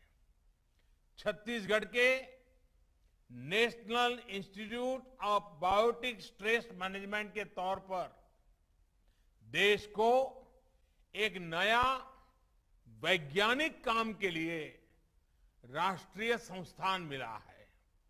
ये संस्थान मौसम और अन्य परिस्थितियों के बदलाव से पैदा हुई चुनौतियां, बायोटिक स्ट्रेस, इससे निपटने में देश के प्रयासों को वैज्ञानिक मार्गदर्शन मिलेगा, वैज्ञानिक सहायताएं मिलेगी और वो बहुत बल देगा। यहां से जो मैन पावर ट्रेन होगा, जो हमारा युवा धन तैयार होगा, वैज्ञानिक मन मस्तिष्क के साथ जो हमारा वैज्ञानिक तैयार होगा, जो यहां पर समाधान तैयार होंगे, जो सॉल्यूशन निकलेंगे, वो देश की कृषि और किसानों की आय बढ़ाने में कारगर सिद्ध होंगे। साथियों, हम सभी जानते हैं कि हमारे देश में फसलों का कितना बड़ा हिस्सा कीड़ों की वजह से बर्बाद हो जाता है। इससे किसानों का भी बहुत नुकसान होता है। पिछले वर्ष ही कोरोना से लड़ाई के बीच में हमने देखा है कि कैसे टिड्डी दल ने भी अनेक राज्यों में बड़ा हमला कर दिया था। भारत ने बहुत प्रयास करके तब इस हमले को रोका था। किसानों का ज्यादा नुकसान होने से बचाने का भरपूर प्रयास किया गया था। मैं समझता हूं कि इस नए संस्थान पर बहुत बड़ा दायित्व है और मुझे विश्वास है कि यहां काम करने वाले वैज्ञानिक देश की उम्मीदों पर खरा उतरेंगे।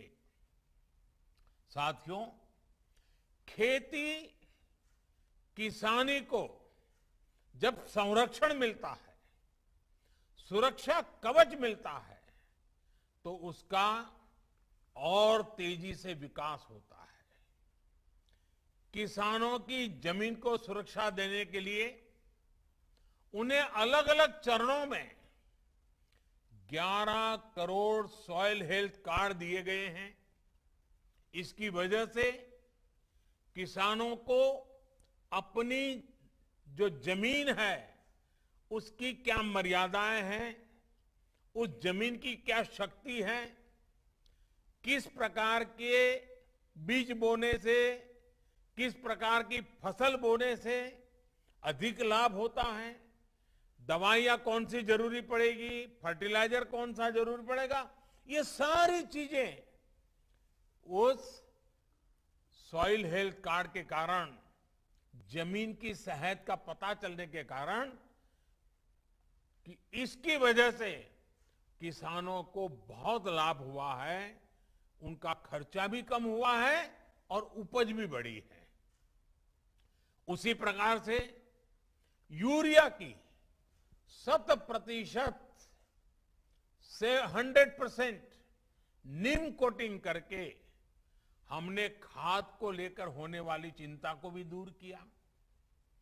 किसानों को पानी की सुरक्षा देने के लिए हमने सिंचाई परियोजनाएं शुरू की। दशकों से लटकी करीब करीब 100 सिंचाई परियोजनाओं को पूरा करने का अभियान चलाया। बहुत बड़ी मात्रा में बजट लगा दिया इसके लिए। उसके कारण किसानों को पानी मिल जाए तो वो पानी से पराक्रम करके दिखाता है। उसी प्रकार से पानी बचाने के लिए हमने माइक्रो इरिगेशन, स्प्रिंकलर, उन चीजों के लिए भी बड़ी आर्थिक मदद करके किसानों तक ये व्यवस्थाएं पहुंचाने का प्रयास किया। फसलों को रोगों से बचाने के लिए, ज्यादा उपज के लिए किसानों को नई नई वैरायटी के बीज दिए गए।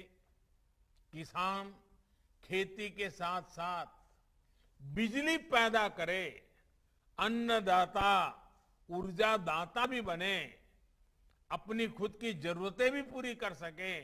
इसके लिए पीएम कुसुम अभियान भी चलाया जा रहा है। लाखों किसानों को सोलर पंप भी दिए गए हैं।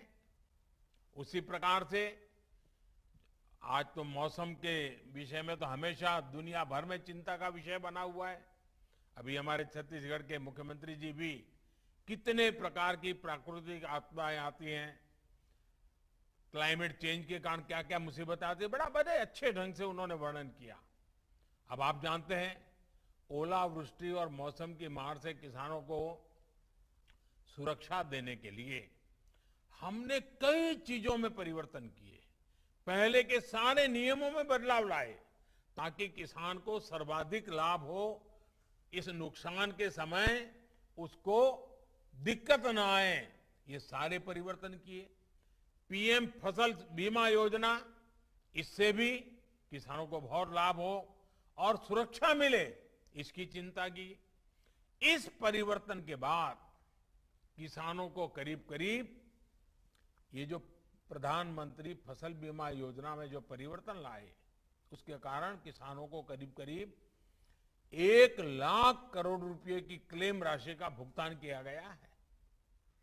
ये 1 लाख करोड़ रुपया इस संकट की घड़ी में किसान के जेब में गया है। साथियों, एमएसपी में बढ़ोतरी के साथ साथ हमने खरीद प्रक्रिया में भी सुधार किया ताकि अधिक से अधिक किसानों को इसका लाभ मिल सके। रबी सीजन में 430 लाख मैट्रिक टन से ज्यादा गेहूं खरीदा गया। इसके लिए किसानों को 85,000 करोड़ से अधिक का भुगतान किया गया है। कोविड के दौरान गेहूं खरीद केंद्रों की संख्या 3 गुना तक बढ़ाई है। साथ ही दलहन, तिलहन, इन खरीद केंद्रों की संख्या भी 3 गुना बढ़ाई गई है। किसानों की छोटी छोटी जरूरतों को पूरा करने के लिए किसान सम्मान निधि के तहत 11 करोड़ से अधिक हमारे हर किसान को, और उसमें ज्यादातर छोटे किसान हैं, 10 में से 8 किसान हमारे देश में छोटे किसान हैं, बहुत छोटे छोटे जमीन के टुकड़े पर पल रहे हैं। ऐसे किसानों को करीब करीब 1.5 लाख करोड़ से भी ज्यादा रुपए सीधे उनके बैंक अकाउंट के पास भेजे गए हैं। इसमें से 1 लाख करोड़ रुपए से अधिक राशि तो इसी कोरोना काल में भेजी गई है। किसानों को टेक्नोलॉजी से जोड़ने के लिए हमने उन्हें बैंकों से मदद की और उस मदद की पूरी प्रक्रिया को बहुत आसान बनाया गया है। आज किसानों को और बेहतर तरीके से मौसम की जानकारी मिल रही है। हाल ही में अभियान चलाकर 2 करोड़ से ज्यादा किसानों को किसान क्रेडिट कार्ड दिए गए हैं। मछली पालन करने वाले और डेयरी सेक्टर से जुड़े किसानों को भी किसान क्रेडिट कार्ड से जोड़ा गया है, केसीसी से जोड़ा गया है। 10,000 से ज्यादा किसान उत्पादक संगठन हो, ई नाम योजना के तहत ज्यादा से ज्यादा कृषि मंडियों को जोड़ना हो, मौजूदा कृषि मंडियों का आधुनिकीकरण हो, ये सारे कार्य तेज गति से किए जा रहे हैं। देश के किसानों और देश की कृषि से जुड़े जो काम बीते 6-7 वर्षों में हुए हैं, उन्होंने आने वाले 25 वर्षों के बड़े राष्ट्रीय संकल्पों की सिद्धि के लिए, क्योंकि 25 साल के बाद हमारा देश आजादी की शताब्दी मनाएगा। आज हम आजादी का अमृत महोत्सव मना रहे हैं, 25 साल के बाद आजादी की शताब्दी मनाएंगे और इसके लिए इन 25 वर्षों के बड़े राष्ट्रीय संकल्पों की सिद्धि के लिए एक बड़ा मजबूत आधार बना दिया है। बीज से लेकर बाजार तक हुए ये कार्य एक बड़ी आर्थिक ताकत के रूप में भारत की प्रगति की गति को सुनिश्चित करने वाले हैं। साथियों, हम सब जानते हैं कि एग्रीकल्चर एक प्रकार से राज्य का विषय है और इसके विषय में अनेक बार लिखा भी जाता है कि भाई ये तो राज्य का विषय है, भारत सरकार को उसको कुछ नहीं करना चाहिए, ऐसा भी कहा जाता है क्योंकि स्टेट सब्जेक्ट है। और मैं जानता हूं, क्योंकि मुझे भी कई वर्षों तक गुजरात में मुख्यमंत्री के रूप में काम करने का अवसर मिला था। गुजरात का मुख्यमंत्री रहते हुए, क्योंकि राज्य की विशेष जिम्मेवारी है ये मैं जानता था और इस जिम्मेवारी को मुझे निभाना चाहिए, ये मुख्यमंत्री के नाते मैं पूरी कोशिश करता था। गुजरात का मुख्यमंत्री रहते हुए मैंने कृषि व्यवस्था को, कृषि नीतियां और उनके खेती पर प्रभावों को बहुत निकट से अनुभव किया। और अभी हमारे नरेंद्र सिंह जी तोमर मेरे गुजरात के कार्यकाल में क्या मैं काम कर रहा था उसका भी बड़ा वर्णन कर रहे थे। एक समय था जब गुजरात में खेती कुछ फसलों तक ही सीमित थी। गुजरात के एक बड़े हिस्से में पानी के अभाव से किसान खेती छोड़ चुके थे। उस समय एक ही मंत्र को लेकर के हम चले, किसानों को साथ लेकर के चले और मंत्र था स्थिति बदलनी चाहिए, हम मिलकर स्थितियां जरूर बदलेंगे। इसके लिए उस दौर में ही हमने साइंस और आधुनिक टेक्नोलॉजी का व्यापक उपयोग शुरू कर दिया था। आज देश के एग्रीकल्चर और हॉर्टिकल्चर में गुजरात की एक बड़ी हिस्सेदारी है। अब आज गुजरात में 12 महीने खेती होती है। कच्छ जैसे क्षेत्र में भी आज वो फल सब्जियां पैदा होती हैं जिनके बारे में कभी सोच नहीं सकते थे। आज कच्छ का रेगिस्तान में से वहां की कृषि पैदावार विदेशों में एक्सपोर्ट होना शुरू हुआ है। भाइयों बहनों, सिर्फ पैदावार पर ही फोकस नहीं किया गया, बल्कि पूरे गुजरात में कोल्ड चेन का एक बहुत बड़ा नेटवर्क तैयार किया गया। ऐसे अनेक प्रयासों से खेती का दायरा तो बढ़ा ही, साथ ही खेती से जुड़े उद्योग और रोजगार भी बड़ी मात्रा में तैयार हुए। और क्योंकि एक मुख्यमंत्री के नाते राज्य सरकार की सारी जिम्मेवारी होती है, तो मुझे वो समय इन सारे कामों करने का अच्छा सा अवसर भी मिला और मैंने पूरी मेहनत भी की। भाई और बहनों, खेती में हुए ऐसे ही आधुनिक परिवर्तनों को आजादी के इस अमृत काल में और विस्तार देने की जरूरत है। जलवायु परिवर्तन खेती ही नहीं बल्कि हमारे पूरे इकोसिस्टम के लिए बहुत बड़ी चुनौती है। मौसम में बदलाव से हमारा मत्स्य उत्पादन, पशुओं का स्वास्थ्य और उत्पादकता, बहुत अधिक प्रभावित होती है। इसका नुकसान किसानों को, मछुआरे साथियों को उठाना पड़ता है। जलवायु परिवर्तन के कारण जो नए प्रकार के कीट, नई बीमारियां, महामारियां आ रही हैं, इससे इंसान और पशुधन के स्वास्थ्य पर भी बहुत बड़ा संकट आ रहा है और फसलें भी प्रभावित हो रही है। इन पहलुओं पर गहन रिसर्च निरंतर जरूरी है। जब साइंस, सरकार और सोसाइटी मिलकर काम करेंगे तो उसके नतीजे और बेहतर आएंगे। किसानों और वैज्ञानिकों का ऐसा गठजोड़ नई चुनौतियों से निपटने में देश की ताकत बढ़ाएगा। जिला स्तर पर साइंस आधारित ऐसे कृषि मॉडल खेती को अधिक प्रोफेशनल, अधिक लाभकारी बनाएंगे।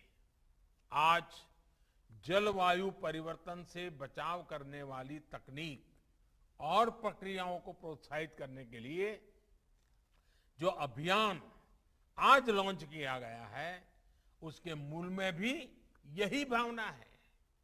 भाइयों और बहनों, ये वो समय है जब हमें बैक टू बेसिक और मार्च फॉर फ्यूचर दोनों में संतुलन साधना है। जब मैं बैक टू बेसिक कहता हूं, तब मेरा आशय हमारी पारंपरिक कृषि की उस ताकत से है जिसमें आज की अधिकतर चुनौतियों से जुड़ा सुरक्षा कवच था। पारंपरिक रूप से हम खेती, पशुपालन और मत्स्य पालन एक साथ करते आए हैं। इसके अलावा एक साथ एक ही खेत में एक ही समय पर कई फसलों को भी उगाया जाता था। यानी पहले हमारे देश की एग्रीकल्चर मल्टीकल्चर थी, लेकिन ये धीरे धीरे मोनोकल्चर में बदलती चली गई। भिन्न भिन्न परिस्थितियों की वजह से किसान एक ही फसल उगाने लग गया। इस स्थिति को भी हमें मिलकर बदलना ही होगा। आज जब क्लाइमेट चेंज की चुनौती बढ़ रही है, तो हमें अपने कार्यों की गति को भी बढ़ाना होगा। बीते वर्षों में इसी भावना को हमने किसानों की आय में बढ़ोतरी करने के लिए भी प्रोत्साहित किया है। किसान को सिर्फ फसल आधारित इनकम सिस्टम से बाहर निकालकर उन्हें वैल्यू एडिशन और खेती के अन्य विकल्पों के लिए भी प्रेरित किया जा रहा है। और छोटे किसानों को इसकी बहुत जरूरत है और इसलिए हमने पूरा ध्यान 100 में से 80 जो छोटे किसान हैं उन पर लगाना ही है। और हमारे किसानों के लिए इसमें पशुपालन और मत्स्य पालन के साथ साथ मधुमक्खी पालन, खेत में सौर ऊर्जा उत्पादन, कचरे से कंचन यानी इथेनॉल, बायोफ्यूल, ऐसे विकल्प भी किसानों को दिए जा रहे हैं। मुझे खुशी है कि छत्तीसगढ़ समेत देश के किसान इन्हीं तेजी से इन सारी नई नई बातों को अपना रहे हैं। खेती के साथ साथ 2-4 और चीजों का विस्तार कर रहे हैं। साथियों, मौसम की स्थानीय परिस्थितियों के अनुसार फसलों का उत्पादन हमारी पारंपरिक कृषि की एक और ताकत है। जहां सूखा रहता है, वहां उस प्रकार की फसलों का उत्पादन होता है। जहां बाढ़ रहती है, पानी ज्यादा रहता है, जहां बर्फ रहती है, वहां उस प्रकार की फसलें उगाई जाती है। मौसम के हिसाब से उगाई जाने वाली इन फसलों में न्यूट्रिशन वैल्यू भी ज्यादा रहती है। विशेष रूप से जो हमारे मोटे अनाज मिलेट्स हैं, उनका बहुत महत्व है। एक्सपर्ट्स कहते हैं कि हमारे स्वास्थ्य को मजबूती देते हैं इसलिए आज की लाइफस्टाइल में जिस प्रकार की बीमारियां बढ़ रही हैं, उनको देखते हुए हमारे इन मिलेट्स की डिमांड बहुत अधिक बढ़ रही है। मेरे किसान भाइयों बहनों, आपको जानकर के खुशी हुई, भारत के प्रयासों से ही यूएनओ संयुक्त राष्ट्र संघ ने अगले वर्ष यानी 2023 को इंटरनेशनल ईयर ऑफ मिलेट्स घोषित किया है। ये मिलेट्स की खेती की हमारी परंपरा हमारे अनाज को अंतर्राष्ट्रीय स्तर पर शोकेस करने का और नए बाजार तलाशने का बहुत बड़ा अवसर है। लेकिन इसके लिए अभी से काम करना पड़ेगा। आज इस अवसर पर मैं देश के सभी सामाजिक स्वैच्छिक संगठनों से कहूंगा कि मिलेट से जुड़े फूड फेस्टिवल लगाएं। मिलेट में से नई नई फूड वैरायटीज कैसे बने, इसकी स्पर्धाएं करें, क्योंकि 2023 में अगर दुनिया में हमें अपनी बात लेके जाना है तो हमें इस चीजों में नयापन लाना पड़ेगा और लोगों में भी जागरूकता बढ़ाएं। मिलेट से जुड़ी नई वेबसाइट भी बनाई जा सकती है। लोग आए, मिलेट से क्या क्या बन सकता है, क्या कैसे बन सकता है, क्या फायदा हो सकता है, एक जागरूकता का अभियान चल सकता है। मैं मानता हूं कि इसके फायदे क्या होते हैं, इससे जुड़ी रोचक जानकारी हम इस वेबसाइट पर रख सकते हैं ताकि लोग उसके साथ जुड़ सकते हैं। मैं तो सभी राज्यों से भी आग्रह करूंगा कि आपका राज्य का एग्रीकल्चर डिपार्टमेंट, आपकी एग्रीकल्चर यूनिवर्सिटीज, आपके साइंटिस्ट और प्रोग्रेसिव किसान, इनमें से कोई टास्क फोर्स बनाइए और 2023 में जब विश्व मिलेट ईयर मनाता होगा तब भारत को उसे कैसे योगदान करे, भारत कैसे लीड करे, भारत के किसान उसमें कैसे फायदा उठाएं, अभी से उसकी तैयारी करनी चाहिए। साथियों, साइंस और रिसर्च के समाधानों से अब मिलेट्स और अन्य अनाजों को और विकसित करना बहुत जरूरी है। मकसद ये कि देश के अलग अलग हिस्सों में अलग अलग जरूरतों के हिसाब से उन्हें उगाया जा सके। आज जिन क्रॉप्स की वैरायटी लॉन्च हुई है उनमें इन प्रयासों की झलक भी हमें दिख रही है। मुझे ये भी बताया गया है कि इस समय देश में 150 से अधिक क्लस्टर्स में वहां की परिस्थितियों के मुताबिक कृषि तकनीकों पर प्रयोग चल रहे हैं। साथियों, खेती की जो हमारी पुरातन परंपराएं हैं उसके साथ साथ मार्च टू फ्यूचर, पहले मैंने कहा बैक टू बेसिक, और फिर इसके साथ जोड़ना है मार्च टू फ्यूचर भी उतना ही आवश्यक है। फ्यूचर की जब हम बात करते हैं तो उसके मूल में आधुनिक टेक्नोलॉजी है, खेती के नए औजार है, आधुनिक कृषि मशीनों और उपकरणों को बढ़ावा देने का प्रयासों का परिणाम आज दिख रहा है। आने वाला समय स्मार्ट मशीनों का है, स्मार्ट उपकरणों का है।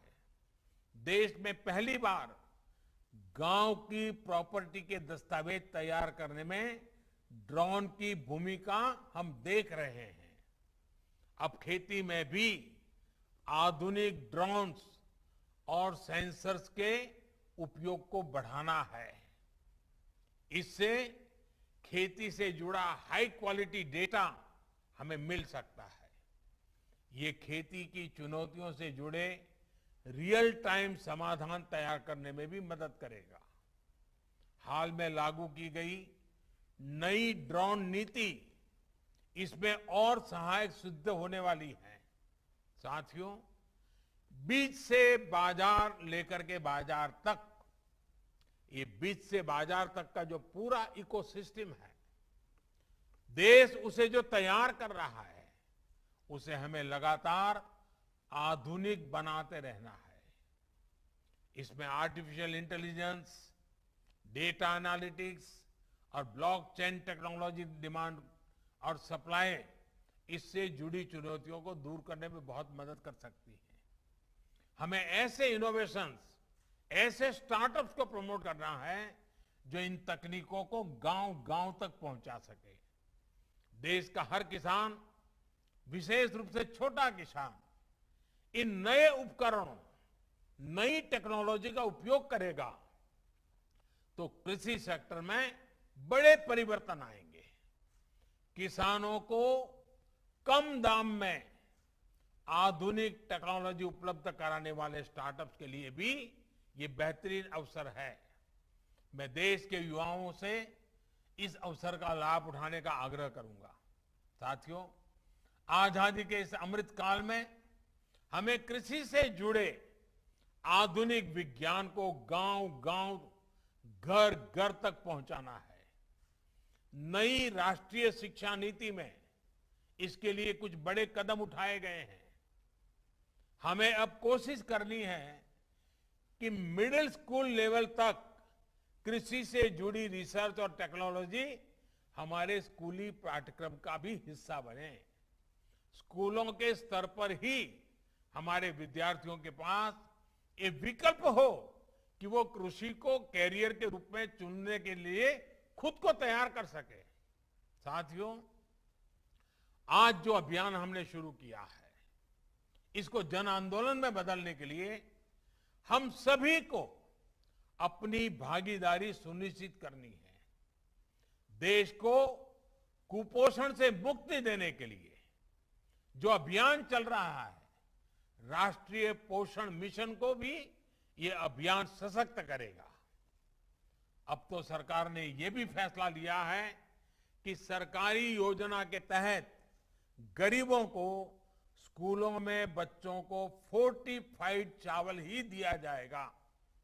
हाल में ही मैंने अपने ओलंपिक चैंपियन से कुपोषण को लेकर जागरूकता बढ़ाने के लिए हर एक खिलाड़ी से मैंने आग्रह किया था कि आप कम से कम आने वाले 1-2 साल में कम से कम 75 स्कूलों में जाने का आग्रह रखें। वहां विद्यार्थियों से पोषण के संबंध में बातें करें, खेलकूद के संबंध में बातें करें, फिजिकल एक्सरसाइज के संबंध में बातें करें। आज मैं सभी शिक्षाविदों, सभी कृषि वैज्ञानिकों, सभी संस्थानों को कहूंगा कि आप भी आजादी के अमृत महोत्सव के लिए अपने लक्ष्य तय करें। 75 दिन का अभियान उठा लें, कोई 75 गांवों को गोद लेकर के परिवर्तन का अभियान उठा लें, 75 स्कूलों को जागरूक करके हर एक स्कूल को कोई काम में लगा दे। ऐसा एक अभियान अगर देश के हर जिले में अपने स्तर पर भी और संस्थानों के स्तर पर भी चलाया जा सकता है। इसमें नई फसलों, फोर्टिफाइड बीजों, जलवायु परिवर्तन से बचाव को लेकर किसानों को जानकारी दी जा सकती है।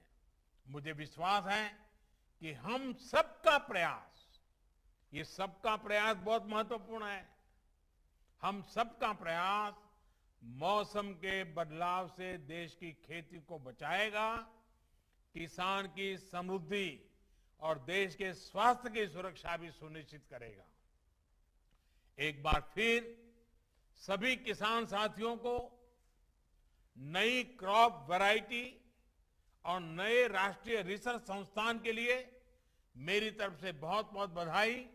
फिर से एक बार जिन यूनिवर्सिटियों ने आज पुरस्कार प्राप्त है, ताकि वैज्ञानिक व्यवस्था ही, वैज्ञानिक मन ही, वैज्ञानिक तरीका ही चुनौतियों से मुक्ति पाने के उत्तम रास्ते दे सकता है। उन सबको मेरी तरफ से बहुत बहुत शुभकामनाएं। बहुत बहुत धन्यवाद।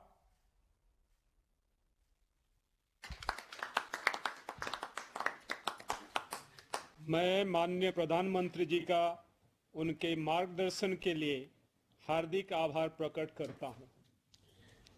इस कार्यक्रम में शामिल हुए सभी सम्मानित मंत्रीगण, अन्य महानुभावों, सभी वैज्ञानिकगण एवं किसानों मित्रों का हार्दिक धन्यवाद देता हूं। नमस्कार।